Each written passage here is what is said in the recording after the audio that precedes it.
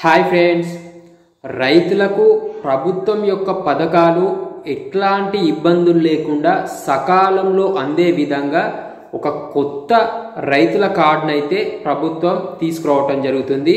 So దీనికి సంబంధించినటువంటి పూర్తి ఇన్ఫర్మేషన్ ఈ వీడియో ద్వారా మనం తెలుసుకుందాం.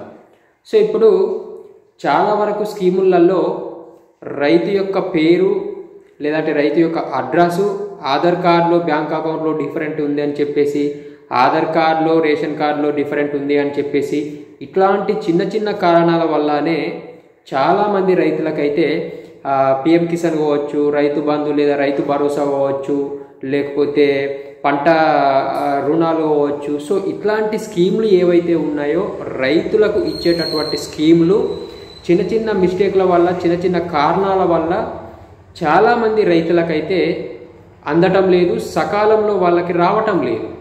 సో దీన్ని కేంద్ర ప్రభుత్వం దృష్టిలో పెట్టుకొని ఇట్లాంటి ఇబ్బంది లేకుండా ఉండే విధంగా ఇప్పుడు ఆధార్ కార్డ్ అయితే ప్రతి ఒక్కరికి అన్నిటికీ ఒక గుర్తింపు కార్డు లాగా అన్నిటికీ ఎలిజిబుల్గా ఉండే విధంగా ఆధార్ కార్డు ఏ విధంగానైతే ప్రామాణికంగా తీసుకుంటున్నారో రైతులకు కూడా రైతులకు ఒక ప్రత్యేకమైనటువంటి కార్డును తీసుకొని వచ్చి రైతులకు ఎట్లాంటి స్కీములు కావాలన్నా కానీ, ఎట్లాంటి బెనిఫిట్స్ రైతులు పొందాలన్నా కానీ ఏ కార్డుతోని అవసరం లేకుండా ఈ యొక్క రైతులకు ఇచ్చే కార్డు ద్వారానే ప్రతి ఒక్క స్కీమ్ను సకాలంలో రైతులకు అందే విధంగా ఈ యొక్క కొత్త కార్డును అయితే ప్రభుత్వం తీసుకొని రావటం జరుగుతుంది.